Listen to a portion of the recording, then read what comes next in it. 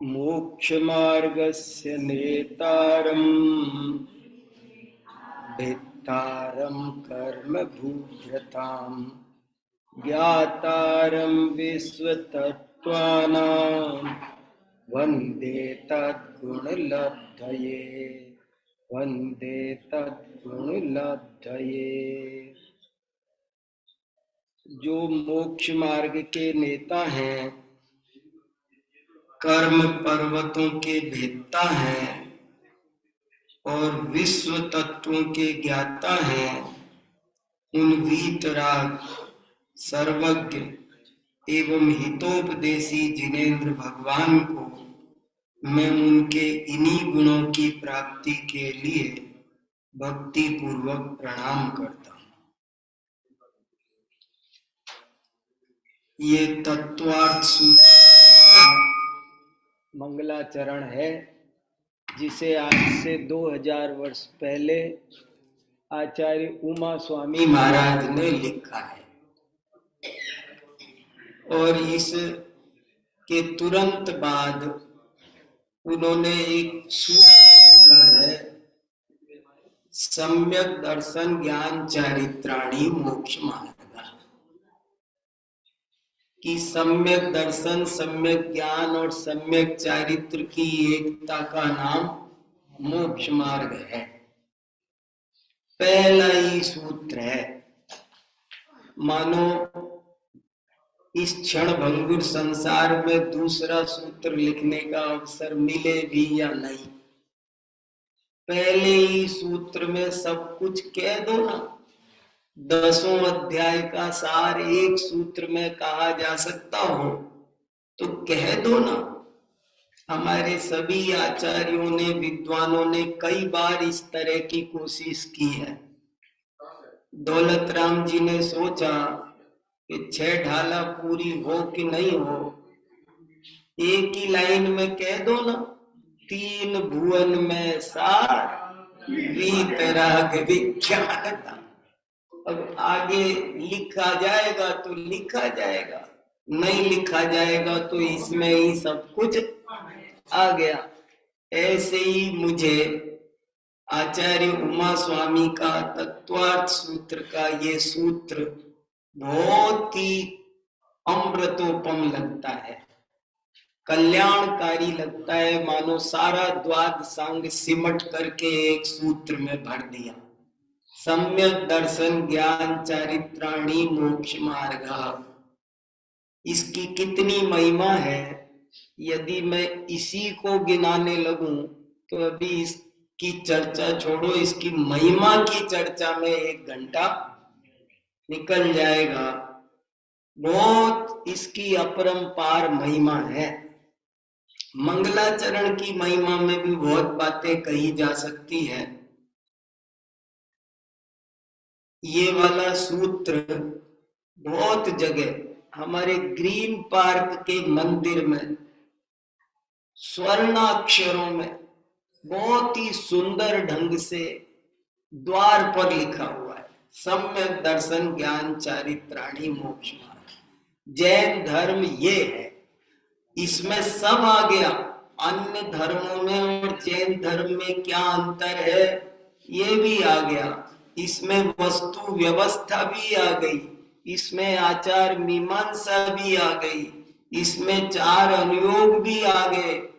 कुछ इसमें बचा व्रत, समिति, गुप्ती, निश्चय से देखो तो जाने क्या क्या निकल आएगा। व्यवहार से निकलो तो रत्नत्रय को 2 ढंग से बांटो तो जाने क्या क्या। रत्नत्रय के बाहर जिनागम की एक भी पंक्ति क्या, एक भी शब्द नहीं है। पूरा जिनागम रत्नत्रय की प्राप्ति की प्रेरणा देने के लिए ही, उसका स्पष्टीकरण करने के लिए ही लिखा गया है। और इसीलिए आज मैंने आपके साथ में स्वाध्याय करने के लिए इसी सूत्र के आधार से अपना एक विषय बनाया है, एक विषय सोचा है। हमें मोक्ष मार्ग की प्राप्ति कैसे हो। मेरा आज का स्वाध्याय आपके साथ इस विषय पर होगा कि हमें मोक्ष मार्ग की प्राप्ति कैसे हो। और इसमें मैं एक बात और कहना चाहता हूं कि देखो, मैंने ये नहीं कहा कि मोक्ष की प्राप्ति कैसे हो, इस पर विचार नहीं कर रहा मैं। क्यों कि मैं मोक्ष की प्राप्ति का अगर अपना विषय बनाऊं तो कुछ लोग कह सकते हैं ये तो पंचम काल है, अभी तो वज्र सब नाराज संगनन नहीं है। मैं मोक्ष की प्राप्ति कैसे हो इस पर भाषण देता तो आपको ज्यादा रस नहीं आता, क्योंकि वो बात असत्य अनुष्ठान होती। अच्छी होकर भी प्रमेय रथ कमल मार्तंड में लिखा है कि बात अच्छी भी हो पर असत्य हो तो विद्वानों को नहीं बतानी चाहिए, क्या फायदा। इसलिए मैंने ये विषय नहीं चुना कि हमें मोक्ष की प्राप्ति कैसे हो। हालांकि ये भी एक विषय है और इस पर भी चर्चा करनी चाहिए, लेकिन अभी अपन सबका उद्देश्य है कि हमें मोक्ष मार्ग की प्राप्ति कैसे हो। देखो, एक तो यही बात कि मोक्ष की प्राप्ति भले आज नहीं होती, लेकिन मोक्ष मार्ग की प्राप्ति तो आज होती है, हो सकती है। हमको, आपको, सबको आराम से हो सकती है, तो वो तो होना चाहिए ना कम से कम। और ये विषय मेरे चिंतन में खूब घूम रहा है, बहुत दिन से घूम रहा है, और मैं इसमें बहुत सारी बातें इसमें से निकालता हूं। और मैं जब खुद सोचता हूं ना, तब मैं इस विषय को बदल भी लेता हूं। ये अभी आपके सामने तो मैंने विषय रखा है, हमें मोक्ष मार्ग की प्राप्ति कैसे हो। मेरा मन हुआ था कि मैं कहूं कि मेरा आज का विषय है मुझे मोक्ष मार्ग की प्राप्ति कैसे हो, लेकिन तब भी आप कह सकते थे कि आप विचार कर लेना आपको कैसे हो। इसलिए मैंने आप सबको इन्वॉल्व किया। आप सब मेरे साधर्मी भाई हो ना, आप मेरे को समझाओ, मैं आपको समझाऊं, हम सब मिलकर स्वाध्याय करते हैं।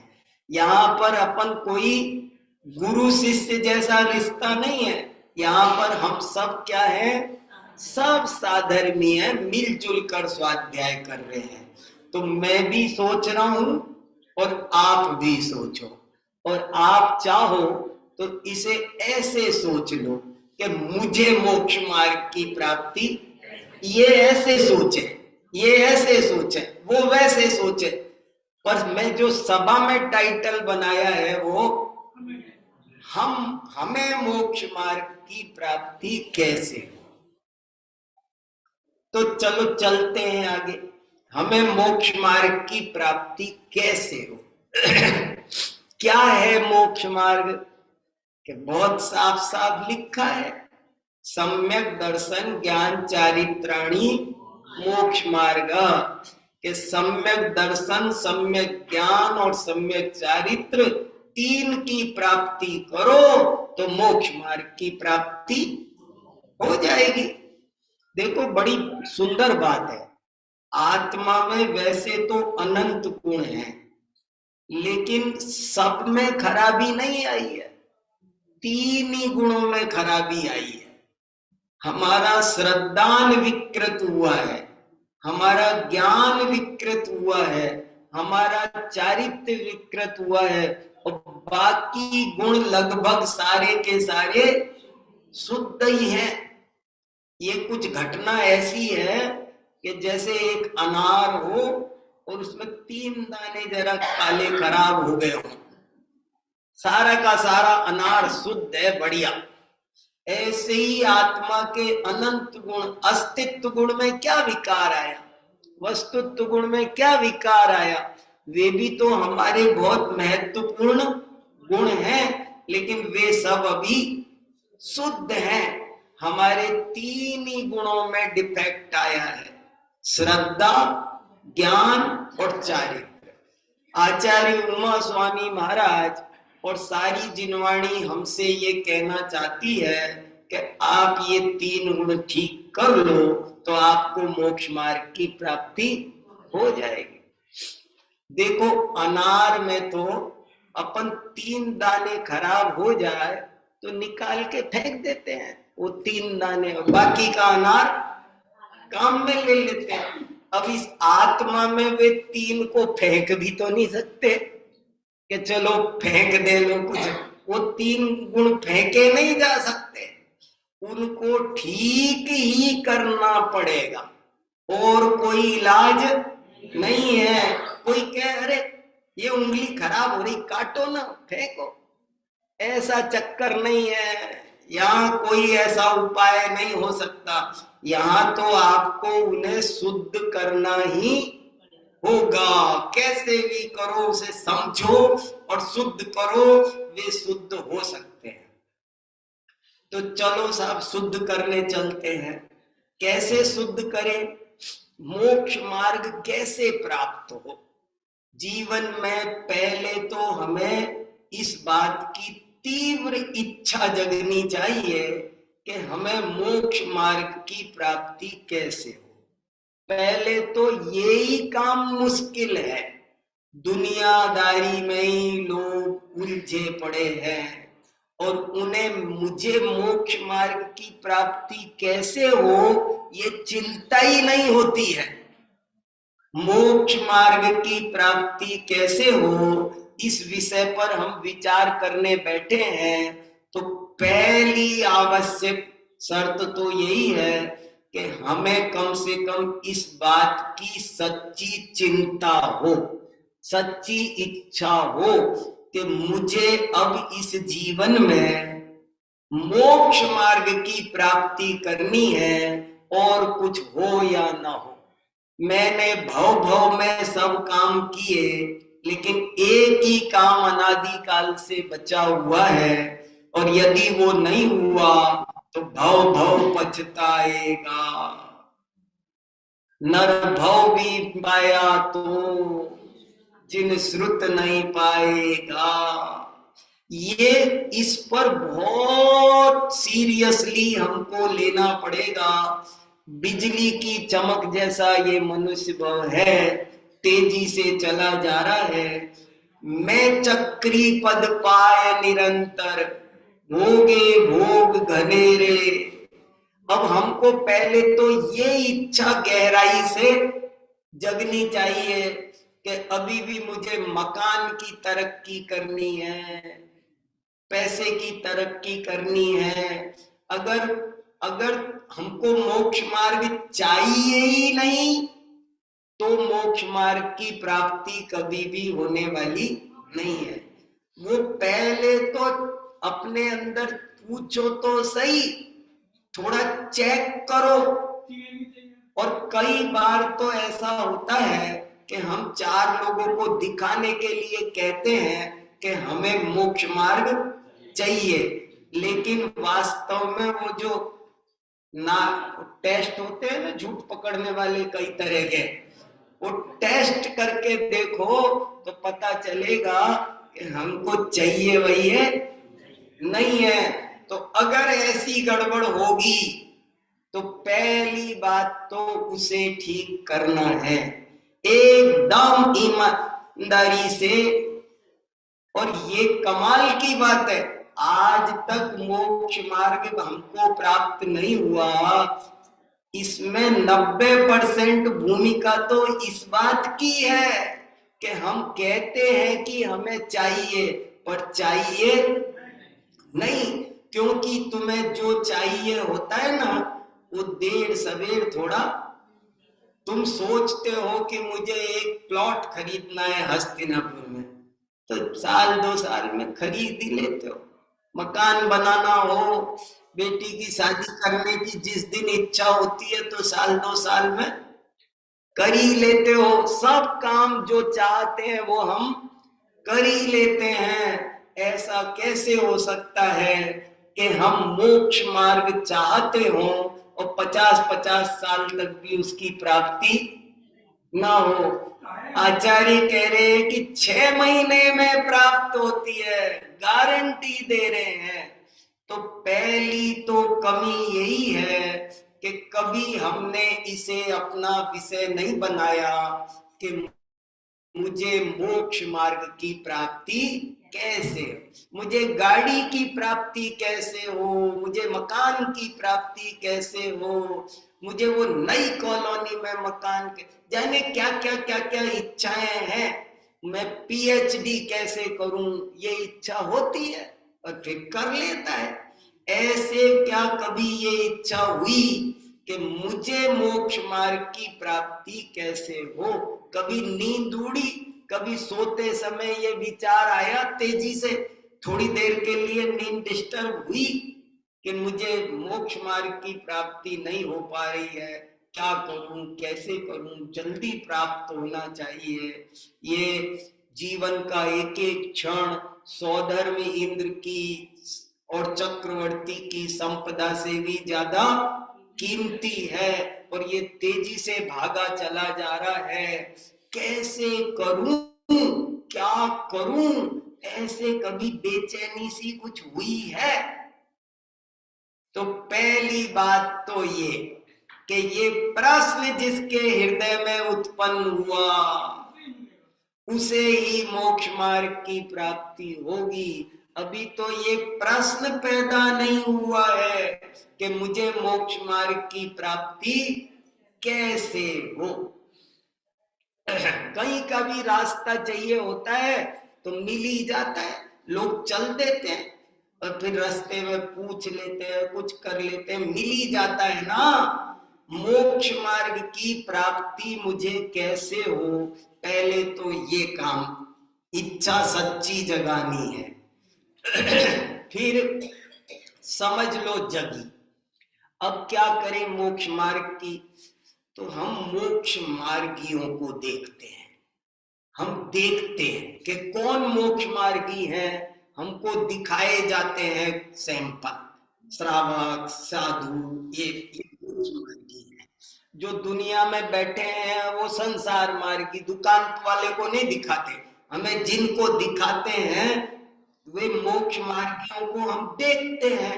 और देखकर हमको क्या समझ में आता है, अच्छा ऐसे मोक्ष मार्गी बना जाता है, ये नहीं खाया जाता है, ये खाया जाता है, ऐसे चला जाता है, ऐसे ये नहीं पहना जाता है, ये नग्न रहा जाता है। ये माने हम उन क्रियाओं को, हमें सबसे पहले मोक्ष मार्ग के नाम पर कुछ दिखाई देता है तो हमको बाह्य चारित्र दिखाई देता है। तो हम मोक्ष मार्गी बनने के लिए क्या करते हैं? जैसे मान लो मैं समझूंगा, अच्छा मेरे पिताजी मोक्ष मार्ग की ओर बढ़ रहे हैं, मेरी मम्मी बढ़ रही, तो वो क्या क्या करती है? तो वो जमी कन नहीं, अच्छा मुझे भी मोक्ष मार्ग में बढ़ना है, मैं भी जमी कन छोड़ता हूँ, मैं भी रात में खाना छोड़ता हूँ।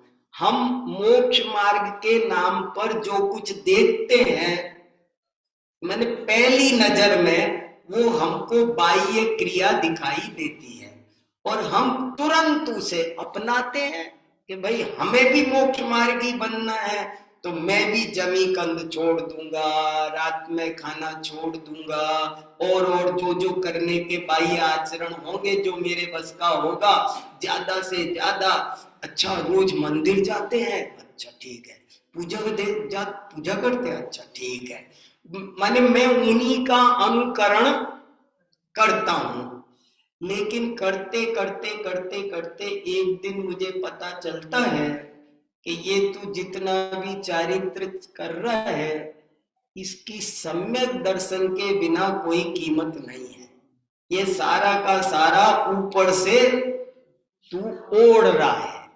ऐसे हमको चारित्र से हटकर हमारा स्विच बदलता है कि अरे मैं कहाँ ध्यान दे रहा था, बोले मैं अंदर से नहीं बदल रहा था मैंने क्या किया, मैं बाहर से चीजों को अपना लेता हूं, मैं छोड़ देता हूं आलू, लेकिन मेरा जी तो उसमें पड़ा रह जाता है। इस जीव की अंदर से वासना जाती नहीं है, परिग्रह छोड़ देता है, लेकिन अंदर से वासना पड़ी रहती है। अब पहले दूसरे रिकॉर्ड गिनता था, तो अब ये रिकॉर्ड इतने साल से ये नहीं कर रहा हूं, इतने साल से वो कर रहा हूं, उनकी गिनती करने लगता है।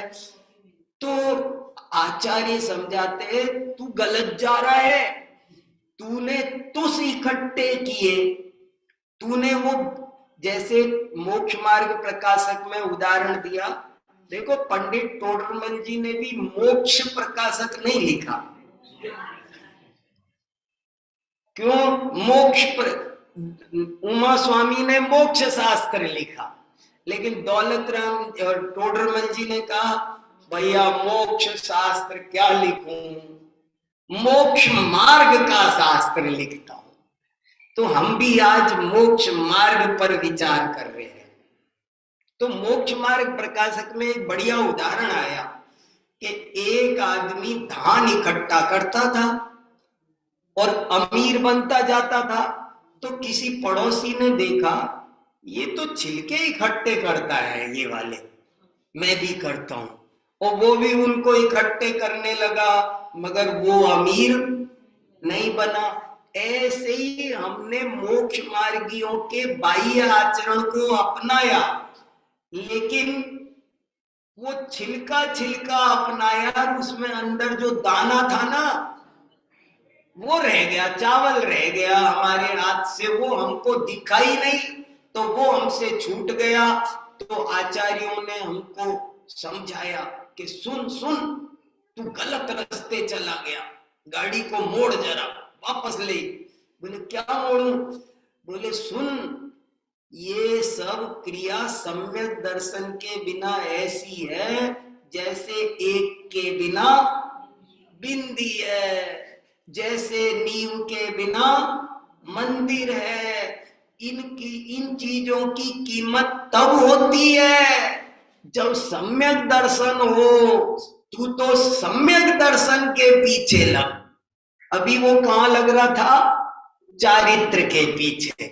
समझ लो, अपन एक बार चारित्र कह दे, क्रिया ही नहीं, चारित्र के, वो चारित्र के पीछे लग रहा था। और अब किसके पीछे लगाया आचार्य ने, गुरु ने, कि नहीं तुम सम्यक दर्शन के पीछे लगो। अब इसने सोचा ये जोरदार चीज थी, ये मेरे से छूट गई और मैं सम्यक दर्शन के पीछे लगूं। अब ये सम्यक दर्शन के पीछे लगा। तो सम्यक दर्शन माने क्या? बोले श्रद्धा करो। तो अब ये श्रद्धा के पीछे लग गया कि तू श्रद्धा कर, मान, अभिमान में त्रिकाली ध्रुव भगवान आत्मा मान, स्वीकार कर।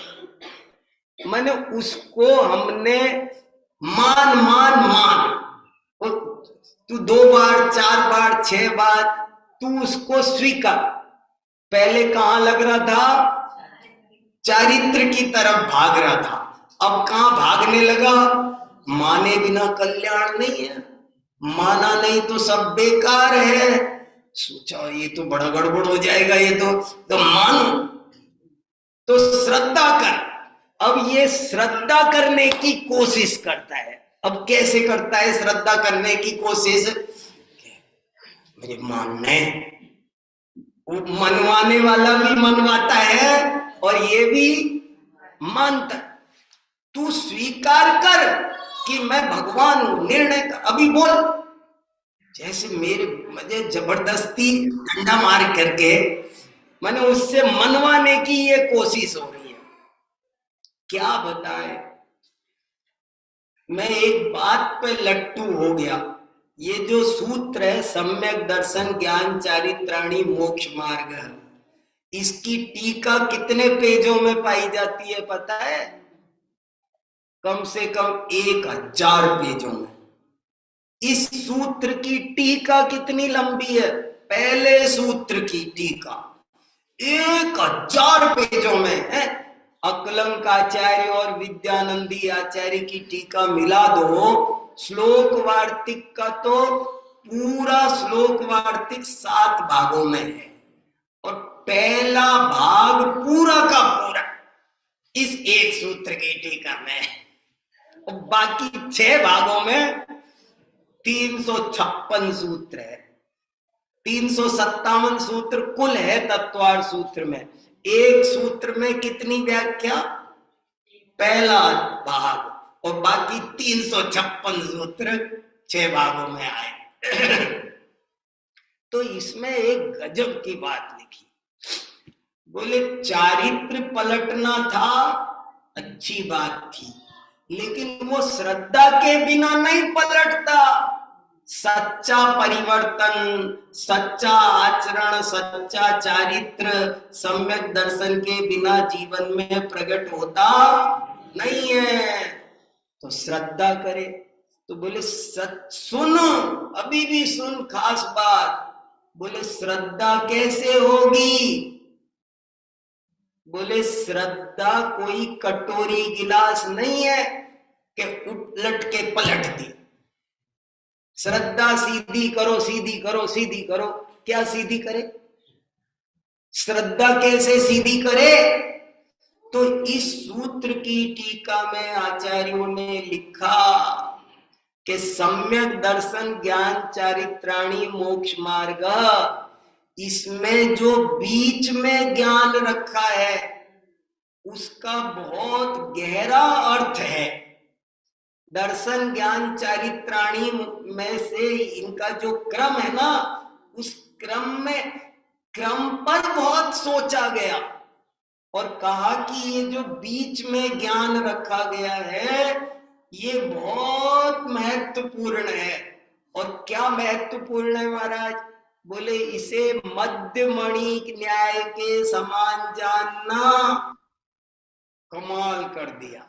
मध्यमणि न्याय के समान जानना का क्या मतलब हुआ? जैसे समझ लो में जो कोई हार पहनना है तो हार बनाना है, तो उसमें जो सबसे बड़ा लॉकेट होगा, बड़ा मोती, बड़ा मोती, उसको कहां लगाएंगे? बीचों बीच। बोले ज्ञान भी प्रधान है, इसलिए उसे बीचों बीच लगाया। बीच की वेदी। अरे अभी कोई कार्यक्रम करो तो अध्यक्ष कहां बैठेगा? मैंने बोले ज्ञान को बीच में रखा। मैं तो इस बात ने मेरा जीवन बदल दिया और मैं आज आपको वही बात बताने के लिए ये पूरा व्याख्यान कर रहा हूं। आपको एक मैं समझ लो बहुत बड़ा रहस्य आज आपको मैं देने की कोशिश कर रहा हूं। वो कह रहे हैं कि ज्ञान बीच में इसलिए रखा कि वो दोनों का कंट्रोलर है, दोनों का नियंता है, श्रद्धा का भी और चारित्र का भी, दोनों को संभालता है। अगर ज्ञान नहीं होगा तो श्रद्धा अंधश्रद्धा कहलाएगी और यदि ज्ञान नहीं होगा तो चारित्र पाखंड कहलाएगा, बाल तप बाल संयम कहलाएगा। श्रद्धा को और चारित्र को दोनों को प्रकाशित करने का काम, दोनों को संभालने का काम ज्ञान करता है। ज्ञान ही वो चीज है जो इन दोनों को भटकने नहीं देता। दोनों को अगर ज्ञान बीच में नहीं रखते तो श्रद्धा इधर भाग जाती, चारित्र इधर भाग जाता, कंट्रोल नहीं हो पाते। आप ऐसे समझो कि मुझे मेरे 2 बच्चों को रोड पार कराना है, तो मैं कहां लगूंगा? बताओ, आपको अपने 2 बच्चों को, छोटे बच्चों को रोड पार करानी है तो आप कैसे कराओगे? एक तरफ आप लग जाओगे, दूसरी तरफ दोनों बच्चों को, तू उसका हाथ पकड़ ले, एक्सीडेंट करवाओगे, मरवाओगे।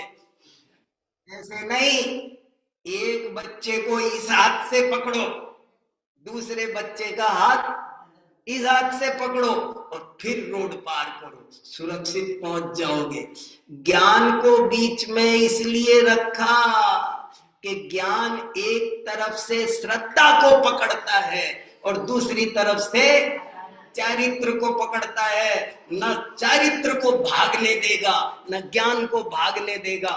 भागो नहीं, खबरदार, रास्ते पर रहो, रोड से उतरना नहीं। कैसी गजब की बात आचार्य कह रहे हैं। ज्ञान मध्य दीपक है, मध्य दीपक, ज्ञान प्रधान है। देखो, माना बहुत गीत है सम्यक दर्शन के, श्रद्धा पलटनी जरूरी है, इसमें कोई डाउट नहीं है। सम्यक दर्शन मोक्ष महल की पहली सीढ़ी है और उसके बिना धर्म की शुरुआत होती नहीं है। ये सारी सम्यक दर्शन के गीत मुझे स्वीकार है, लेकिन वो श्रद्धा पलटे कैसे? जैसे चारित्र थोपा जा रहा था, ऐसे ही हम श्रद्धा थोपने की कोशिश कर रहे हैं। ऐसे नहीं काम चलेगा। श्रद्धा बदलनी है, लेकिन श्रद्धा को बदलने का पुरुषार्थ ज्ञान में होता है। ये लाइन फिर से सुनना, बहुत इंपॉर्टेंट लाइन है। बदलनी श्रद्धा है, लेकिन श्रद्धा को बदलने का पुरुषार्थ श्रद्धा में नहीं होता है। श्रद्धा तो अंधी लंगड़ी धैर्य हो तो सब कुछ है, सारा पुरुषार्थ तो ज्ञान में होना है। तुम ज्ञान में पुरुषार्थ करो और श्रद्धा अपने आप बदल जाएगी। आपका ज्ञान सही होगा तो श्रद्धा ऑटोमेटिकली बदले, देर नहीं लगेगी। इसके बहुत उदाहरण दिए आचार्यों ने भी, मैंने भी हजारों उदाहरण बनाए समझने के लिए। अभी आप ऐसे समझो कि ये यहाँ छाया आ रही है किताब पर, शास्त्र पर छाया आ रही है। अब ये छाया हटानी है, बताओ आप में से कोई उपाय क्या करूं? छाया हटानी है मुझे, छाया डिस्टर्ब कर रही है मुझे। अरे हाथ से मुझे कोई दिक्कत नहीं है, हाथ बात की मत बोलो, हाथ से मुझे कोई परेशानी नहीं है, हाथ रखा रहे तो। मुझे छाया से परेशानी है, आप तो छाया हटवाओ। छाया हटाने के लिए ब्लेड से कुचल दूं, डंडा मारूं, क्या इलाज है? मुझे छाया हटानी है। बोले देखो छाया हटानी है, मगर छाया हटाने के लिए छाया में कोई पुरुषार्थ नहीं करना है, हाथ हटाओ, छाया अपने आप हट जाएगी। तुम हमसे, आपसे ये गलती हो रही है कि हम ज्ञान तो ठीक कर नहीं रहे, हम समझ तो हमारी गलत बनी हुई है। अभी हम समझ तो बातों को पा नहीं रहे हैं। शरीर आत्मा भिन्न है, मैं अनंत आनंद का भंडार हूं, मोक्ष में अनंत सुख है। ये सब बातें हमको समझ में आ रही क्या? एक द्रव्य दूसरे द्रव्य का कर्ता नहीं, ये विश्व 6 द्रव्यों से मिलकर बना है, इसका कोई कर्ता धर्ता नहीं है। ये बातें हमको अच्छे से समझ में आ रही हैं क्या? राग दुख का कारण है, राग आत्मा का स्वभाव नहीं है। ये बात हमारी समझ में आ रही क्या? हमसे पूछो नहीं, वो समझ नहीं। तू मान राग मेरे से भिन्न, बोल भिन्न है मेरे से, राग मेरे में है नहीं, ऐसे नहीं ध्यान चलेगा। तुझे समझना पड़ेगा आगम के सेवन से, युक्ति के अवलंबन से, परापर गुरु के उपदेश से और फिर स्वानुभव से तुझे समझना पड़ेगा। जोर समझ पर है। हम जाने क्या क्या हम पत्ते चूंटने की कोशिश कर रहे हैं, और जड़, जैसे चारित्र की अपेक्षा कहा कि सम्यक दर्शन जड़ है, और या उसकी मूल है दंसन मूलो धम्मो, ऐसे ही उस दर्शन और चारित्र का मूल क्या? ज्ञान। समझो, समझ पर जोर दो। मैं एक और उदाहरण देता हूं, बहुत जरूरी है समझना। आप ऐसा समझो कि मुझे पीलिया हो गया और मैं डॉक्टर के पास गया, और मैंने डॉक्टर से कहा, डॉक्टर साहब जरा देखना, मेरे ये नाखून आजकल बहुत पीले हो रहे हैं, देखना जरा, मेरी ये आंखें देखना पीली पीली हो रही है। और समझ लो मैं किसी अज्ञानी डॉक्टर के पास पहुंच गया हूं, तो वो डॉक्टर क्या बोलेगा? अच्छा, नाखून पीले हो रहे हैं, ऐसा करता हूं मैं तुमको लैक्मे कंपनी की नेल पॉलिश लिखता हूं, सुबह शाम दोनों टाइम लगाना। और ये जो आंख में पीली पीली हो रही है, मैं एक कोहिनूर का काजल लिख रहा हूं, वो भी बाजार से खरीद लाना और दोनों टाइम वो भी लगाना। वो क्या बताएगा? अज्ञानी डॉक्टर ऐसे इलाज बताएगा। और वहीं कोई ज्ञानी डॉक्टर के पास जाओ तो वो क्या बोलेगा कि देख लिया, हाथ नीचे कर लो। बोले डॉक्टर साहब ये हाथ देख लिया। बोले सुनो, तुम्हारे लीवर में पीलिया हुआ है, दवाई किस में देनी है? लीवर में दवाई देनी है। तो डॉक्टर साहब आपने तो यहाँ दवाई डलवाई है, इनका क्या होगा? ये रोग नहीं, रोग के सिम्टम्स हैं। ये रोग नहीं, रोग के लक्षण है। ये पीले होना रोग नहीं है, ये रोग तो अंदर है और रोग के ये लक्षण है।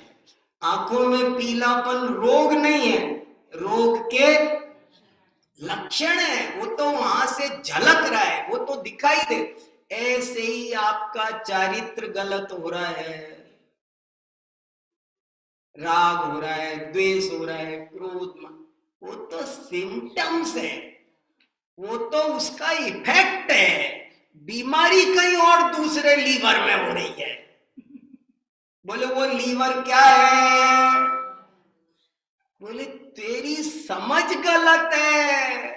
अज्ञान के कारण जब तक पर पदार्थ इष्ट अनिष्ट भाषित होते रहेंगे, तब तक कसाएं उत्पन्न होती ही रहेंगी। तो ठीक क्या करना है? देखो, मैं ये कहना चाहता हूं कि हमको बड़े भाग्य से ये सब अवसर मिला है, जिनवाणी मिली है, और हमें सबसे ज्यादा पुरुषार्थ कहां करना है? ज्ञान में, समझ में। प्रवचन सार में लिखा ना, मोक्ष का क्या उपाय? क्या उपाय बताया उन्होंने कि तुम तो स्वाध्याय करो, जिन सत्था दो अट्ठे पच्चक्का दी बुझ दो नियमा। गारंटी दी नियम से, यदि तुम प्रत्यक्ष आदि नए प्रमाणों का सहारा लेकर शास्त्रों के माध्यम से वस्तु स्वरूप को ठीक ठीक जानोगे, तो तुम्हारा गारंटी से मोक्ष हो जाएगा, और कोई उपाय नहीं है। अब मैं आपसे यही बात कहना चाह रहा हूं, कहो तो सुबह तक कह दूं, कहो तो अभी पूरी हो गई बात।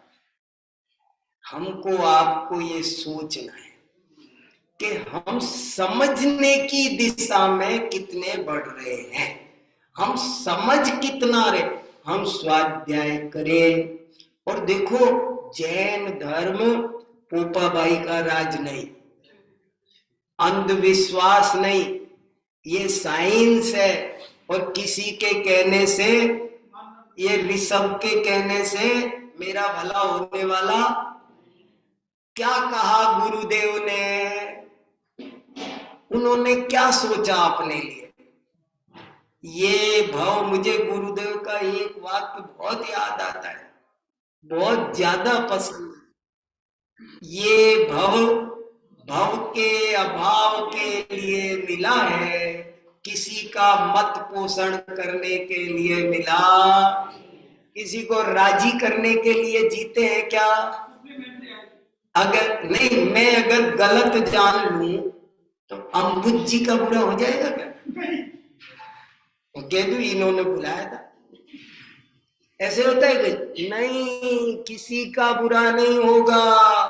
यहाँ कोई तीर्थंकर भी पिता हो तो कुछ डिस्काउंट मिलता मोक्ष जाने। अगर मेरे पिताजी तीर्थंकर हो तो मोक्ष जाने के लिए कुछ डिस्काउंट। हमारी यूनिवर्सिटी में एडमिशन लेना हो ना तो स्टाफ वालों को कुछ डिस्काउंट मिलता है, ऐसे मोक्ष में नहीं मिलता, थोड़ा बहुत डिस्काउंट मिलना चाहिए। वाह, किसी को नहीं मिलता। वस्तु का स्वरूप ऐसा है, वस्तु की व्यवस्था ऐसी है। अब तो ये निर्णय करो, भव वन में जी भर घूम चुका, कण कण को जी भर भर देखा, मृग सम मृग तृष्णा के पीछे मुझको न मिली सुख। ये बातें हमारी समझ में आनी चाहिए ना।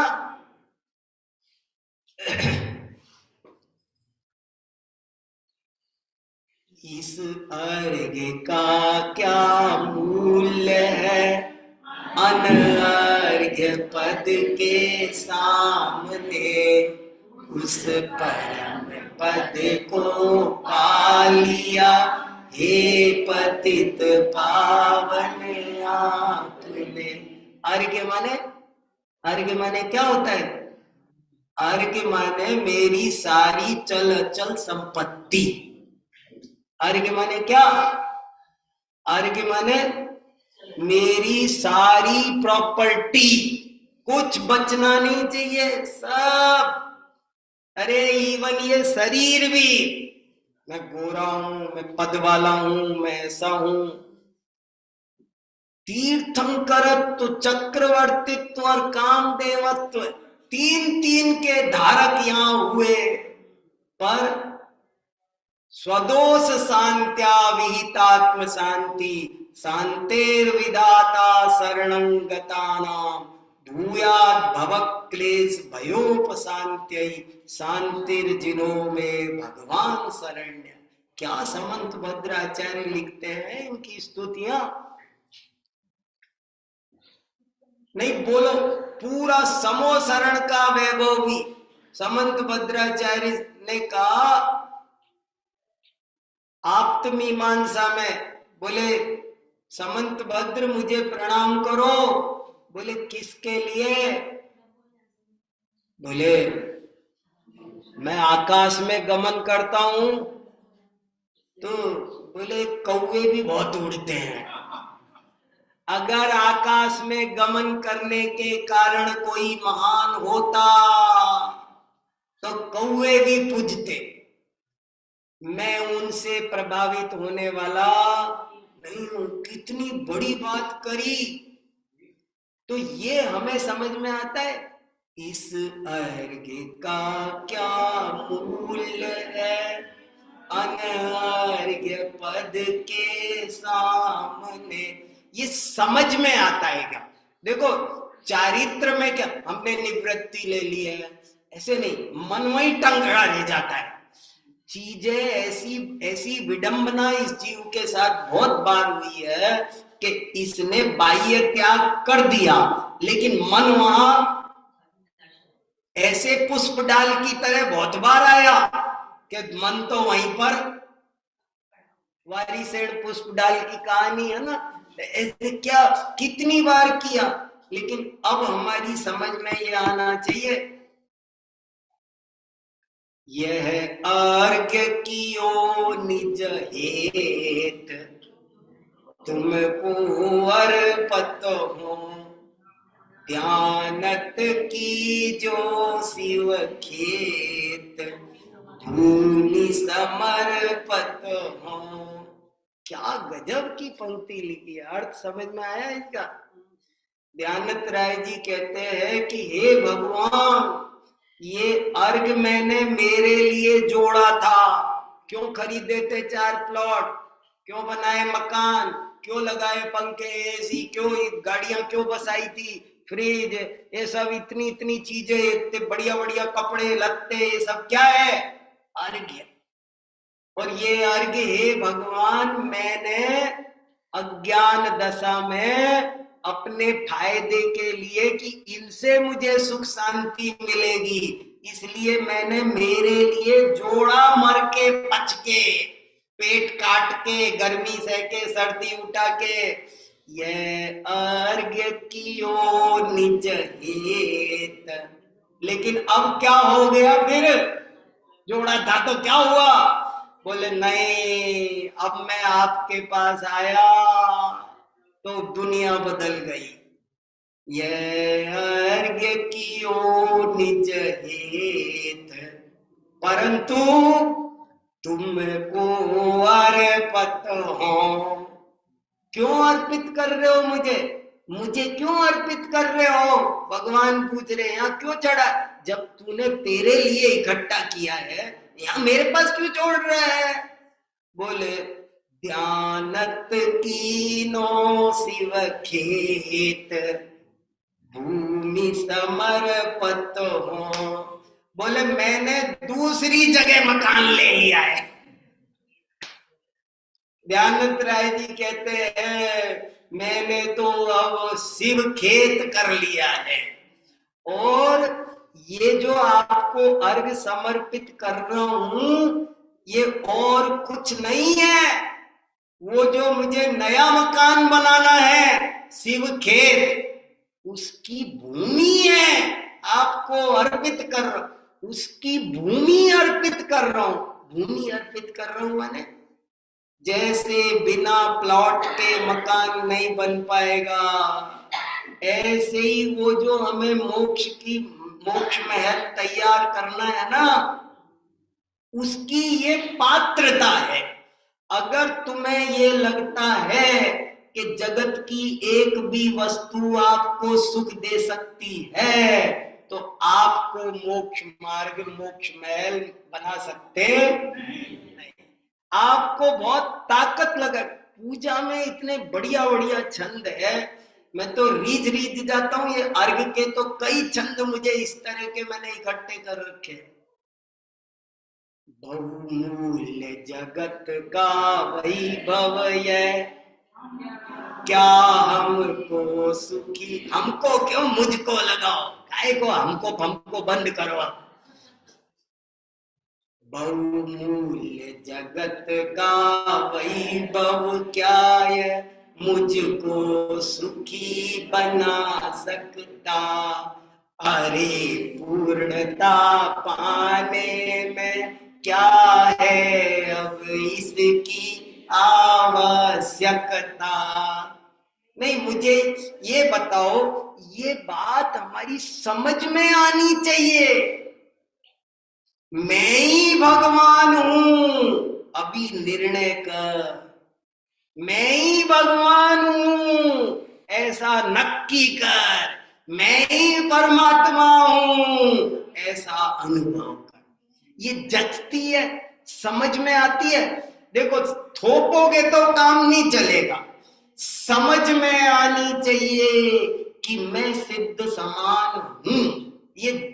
ये आपको युग आगम के सेवन से, युक्ति के अवलंबन से, हम इसलिए आजकल थोड़ा न्याय शास्त्र पढ़ते, प्रमाण से, नय से लिखा सब आचार्यों ने कि बिना प्रमाण नए युक्ति के मानने से, पंडित टोडरमल जी ने मोक्ष मार्ग प्रकाशक में लिखा, एक पंक्ति हिला देती है। बिना परीक्षा किए गए श्रद्धान को गधे के सींग के समान जानना, अश्रद्धानवत ही जानना, कार्यकारी नहीं, कार्यकारी नहीं। और ऐसे लिखा कि यदि ऐसे श्रद्धान करने से मोक्ष मार्गी होते हो, धर्मात्मा होते हो, तो फिर सभी धर्म वाले हो जाए। इसलिए ऐसे नहीं होगा, बल्कि कैसे होगा, समझ पूर्वक श्रद्धान करे तो ही होगा। समझ पर जोर आना चाहिए। अभी हमारा जोर समझ पर नहीं आता है। हम छोटे थे ना, तो हमारे दोस्त स्कूल में पूछते थे, वो तुम्हारे मुनि महाराज नग्न क्यों रहते हैं? तो हम कहते थे भाई हमारे यहाँ ऐसे ही रहते हैं, हमारी परंपरा ऐसी ही है। तो तुम्हारी ये केस वो है ना, वो सबका अपना अपना, हमारे हम लोग जैन है, हम दिगंबर जैन है, हमारे यहाँ ऐसे ही करते हैं, ऐसे ही करते। क्यों करते हैं? कल मुझे भी बनना है। और ये बात क्यों वैज्ञानिक है, क्यों उचित है, ये मेरी समझ में तर्क से, युक्ति से, अंतरंग से मेरे जचनी चाहिए ना, समझ में आनी चाहिए ना। वो कह रहे क्या दिक्कत है, जरा सा कैंची से कर ले तो क्या बिगड़ जाएगा, सुविधा रहेगी ना जट। नहीं नहीं, वो हमारे यहाँ यूज नहीं करते हैं ना, हमारे यहाँ हमारे ऐसे ही करते हैं, ऐसे को ऐसे नहीं, ऐसे नहीं। आपको कि वो जरा सा भी परिग्रह इस्तेमाल करना कितना खतरनाक होता है, हमको ये समझ में आता है कि फांस तनक सी तन में साले। अब बताओ, वो तो कह रहे फांस तनक सी, और हमने तो बांस का बांस पाल रखा। क्यों? वो फांस नहीं रखने दे रहे। दुनिया के 9 ग्रह इतने खतरनाक नहीं है जितना खतरनाक ये परिग्रह काला नाग, राग उदय भोग भाव लागत सुहावने से, और बिना राग ऐसे लागे जैसे नाग कारे, काले नाग जैसे लगते हैं। हमको परिग्रह रियली बुरा लगता है क्या? बताओ, सोचो सोचो सोचो, हमें सचमुच बुरा लगता है क्या? क्या दिक्कत है? ऐसे हमें सोचना समझना पड़ेगा। जैन धर्म विज्ञान है, ये समझ का धर्म है। समझे बिना आत्मा का हित हो सकता नहीं है। इसलिए खूब स्वाध्याय करो। आपको हमको बड़े भाग्य से ये रुचि लगी है, हमारी नाव यहाँ किनारे तक पहुंची है। ये सब यहाँ तक आना मामूली बात नहीं है। अब तो मोक्ष मार्ग की प्राप्ति गारंटी से होनी ही चाहिए। यदि अब नहीं हुई तो हमारा क्या होगा, इस पर बहुत गंभीरता से चिंतन करो। बाकी सब तो पुण्योदय से जो कुछ होना होता है, रोटियां मिलनी होगी, थोड़ा तो सोचो, दिमाग पे हल्केपन लाओ भैया। सब रोटियां मिलनी होगी तो मिलेगी, नहीं मिलनी होगी तो नहीं मिलेगी। सब सब चल रहे दुनिया में।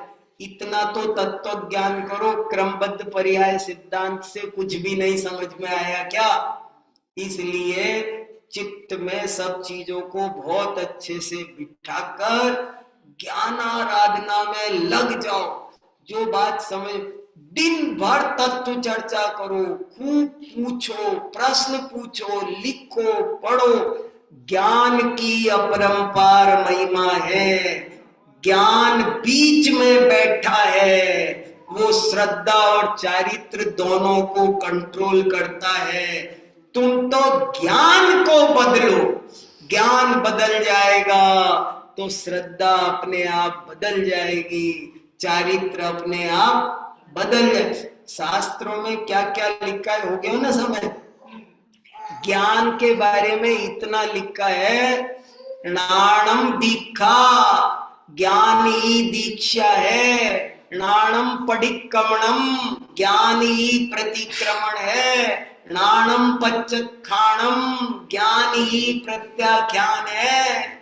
बहुत ज्ञान पर सामग्री है, बहुत आचार्यों ने। जैन धर्म तो एक ज्ञान प्रदान धर्म है, जो समझेगा उसका भला होगा, और तुम समझो कोई और भला कर देगा, भगवान भरोसे।